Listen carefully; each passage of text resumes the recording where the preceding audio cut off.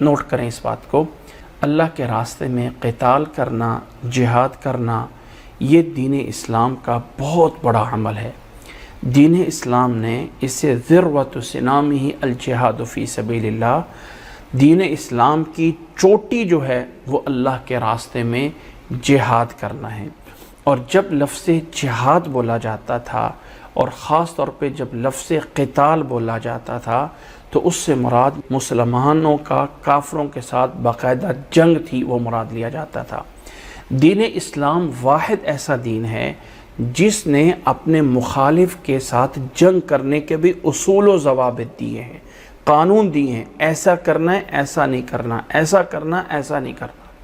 اور یہ قتال، اس کا مقصد یہ ہوتا ہے تاکہ اللہ کے دین کو غالب سمجھا جائے کہ غالب وہ ہے، اور اس طرح غالب ہو کہ باقی ادیان نیچے رہیں اور یہ دین بڑا ہو اور زمین پہ انصاف قائم کیا جائے۔ وَقَاتِلُوهُمْ حَتَّى لَا تَكُونَ فِتْنَةً، فتنے کو ختم کرنا مقصد ہے، سب کو مسلمان کرنا مقصد نہیں ہے۔ جہاد کے نتیجے میں یہ مقصد ہوتا ہے۔ اس جہاد کو کرنے کا طریقہ یہ ہے کہ یہ اجتماعی عمل ہے، انفرادی عمل نہیں ہے۔ یہ میرا دوسرا پوائنٹ ہے۔ کیا مطلب ہے؟ نماز ہے، نفل ہے، میں اکیلا بھی پڑھ سکتا ہوں، جماعت بھی ہو سکتی ہے، لیکن جہاد اجتماعی عمل ہے۔ اکیلے نہیں کر سکتے کہ میں اکیلا تلوار دوڑ کے چلا جاؤں کافروں کی بستی میں اور اس کو قتل کر دوں، اس کو قتل کر دوں، اس کو قتل کر دوں، یہ جائز نہیں ہے۔ جہاد ہے ایک اجتماعی عمل جس میں مسلمانوں کا ایک ریاست ہونا، مسلمانوں کا ایک حکمران ہونا، یا دوسری سائڈ پہ مسلمانوں کا ایک منظم امیر ہونا، ایک ایسا امیر جو ان کے اندر یس یا نو کرنے کا اختیار رکھتا ہو، جس کے آرڈر پہ سب کام چلتے ہوں، ایک ایسا مجموعہ ہونا جس کی امارت ہو، جس کی کوئی ایک کمانڈ ہو، جو اپنے اختیارات کے فیصلے خود کر سکتے ہوں۔ یہ میں اس لیے کہہ رہا ہوں، میں بات کھل کے کرنا چاہتا ہوں کہ بہت سارے ایسے جتھے ہوتے ہیں، گروپ ہوتے ہیں جو اپنے آپ کو کہتے ہیں کہ ہم جہاد کر رہے ہیں، لیکن ان کے ہاتھ میں اپنا کوئی اختیار نہیں ہوتا ہے۔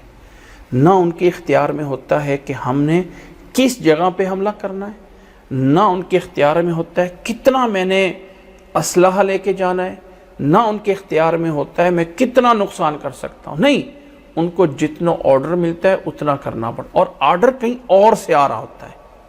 بظاہر وہ دعوے کر رہے ہوتے ہیں ہم بڑے ہیں، فلاں ہیں، لیکن آرڈر کہیں اور سے آ رہے ہوتے ہیں، وہ خود فیصلہ نہیں کر سکتے، خود فیصلے کرنے کے اختیار نہیں۔ جو اسلام ہے وہ ہمیں جو ایک پہلی ذمہ داری، یہ ایک ریاست کی ہے، پہلی ذمہ داری ایک ریاست کی ہے، اور یہ جتنے احکامات ہیں ان کو پہلے وَمَا لَكُمْ لَا تُقَاتِلُونَ فِي سَبِيلِ اللَّهِ وَالْمُسْتَضْعَفِينَ مِنَ الرِّجَالِ وَالنِّسَاءِ، یہ سارے کے سارے احکامات کے لیے پہلا طریقہ یہ ہے کہ ایک ایسی ریاست ہو جو اسلامی حدود قائم کر سکتی ہو، اللہ تعالیٰ کی حدود کو نافذ کرنا۔ جو حدود ہے، حدود آرڈیننس ہے، جس میں قتل کا بدلہ قتل ہے، چوری کا بدلہ جو ہے وہ ہاتھ کاٹے جائیں گے، زنا کا بدلہ رجم کیا جائے گا۔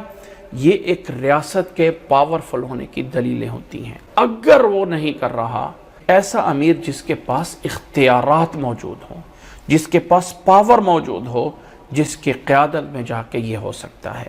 موجودہ دور میں فلاں جگہ پہ جہاد ہو رہا ہے، فلاں جگہ پہ ہو رہا ہے، ہر جگہ پہ بہت سی چیزیں ایسی ہیں جو قابل اعتراض ہیں، بہت سی چیزیں ایسی ہیں جو قابل تحسین ہیں۔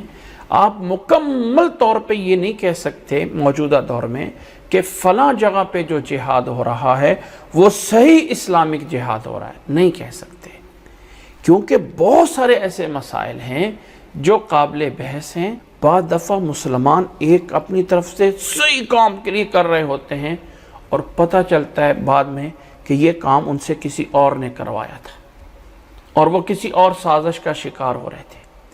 اس لیے انسان کے اندر جذبہ ہونا یہ لازم ہے، ٹھیک ہے؟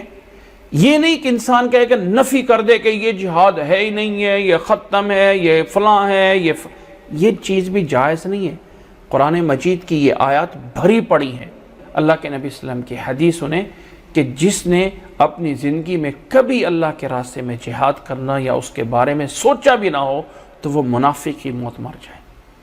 اس لیے ہمیں نیت میں رکھنا چاہیے۔ اس نیت کے نام پہ ہمارا فیصلے ہوتے ہیں انسان کے اعمال کے۔ وہ جو 100 قتل کر کے توبہ کے لیے چلا تھا، اللہ تعالیٰ نے اس کی مغفرت اس کی نیت پہ کر دی تھی کہ اگر اللہ نے ہمیں کبھی موقع دیا تو میں پیچھے نہیں رہوں گا۔ یہ ایک جذبہ ہونا ضروری ہے۔ دوسرے نمبر پہ اس کے اصول و ضوابط یہ ہیں کہ یہ دو طرح کا ہوتا ہے۔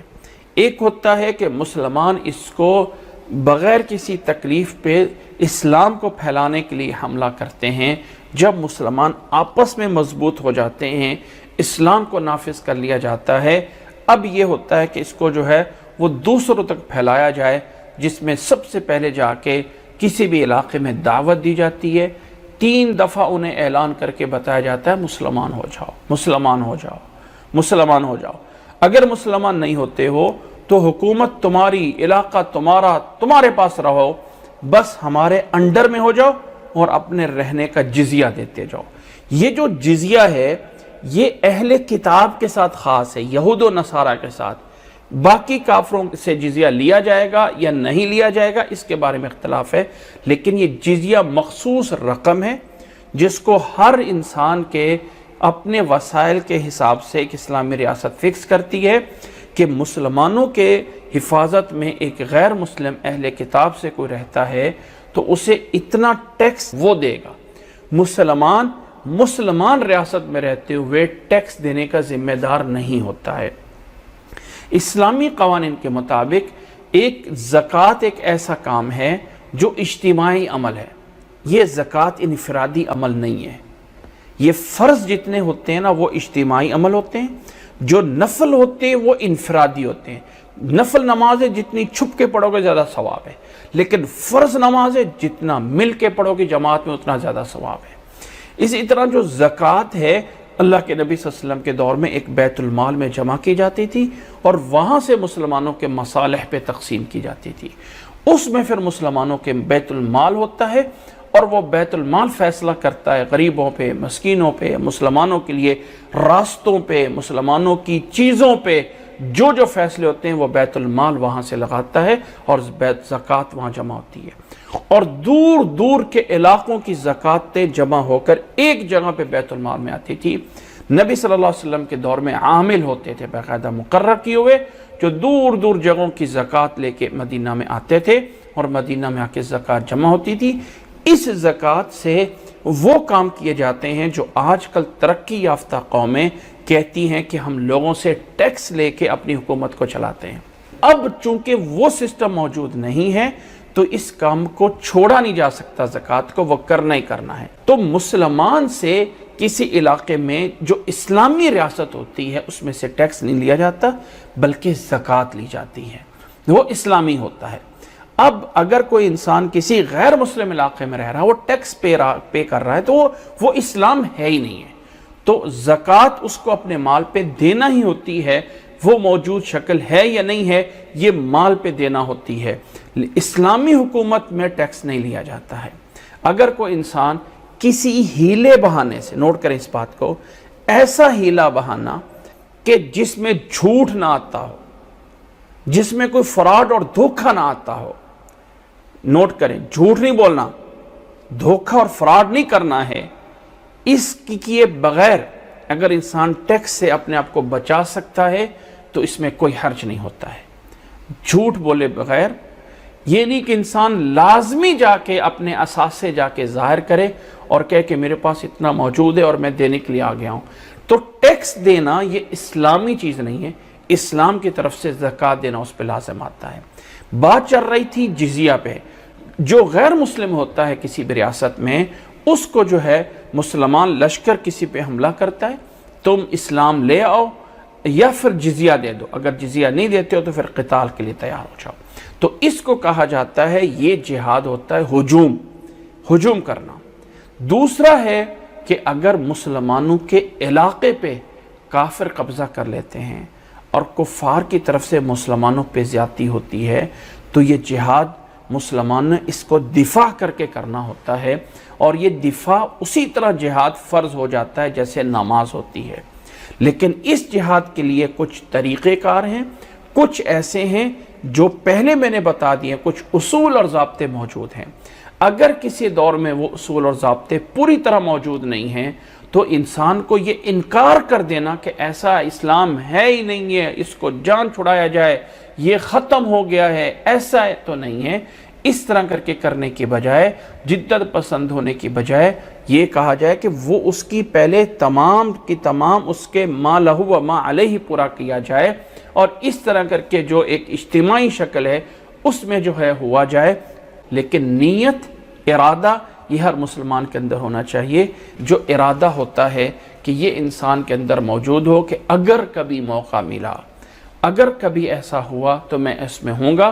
حضرت عمر رضی اللہ تعالیٰ عنہ دعا کیا کرتے تھے مدینہ میں رہتے ہوئے، اللہم ارزقنی شہادتا فی سبیلک واجعل موتی فی بلد رسولک۔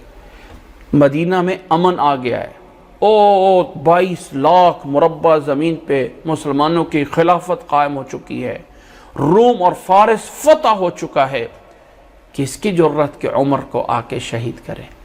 لیکن جذبہ تھا، اللہم ارزقنی شہادتا فی سبیلک، اللہ مجھے اپنے راستے میں شہادت کی موت عطا فرما، اور اللہ مجھے مدینہ میں موت دینا۔ حضرت عمر رضی اللہ تعالیٰ عنہ کا یہ مانگنا اس بات کی دلیل ہے کہ وہ ایک محبوب ہے۔ تو فرمایا وجعل موتی فی بلد رسولک، میری موت جو ہے وہ نبی کے شہر میں کر دے۔ حضرت عمر رضی اللہ تعالیٰ عنہ کو شہادت بھی عطا فرمائی، مدینہ میں ہی وفات ہوئی، اور نبی صلی اللہ علیہ وسلم کے جوار میں دفن کیے جائے۔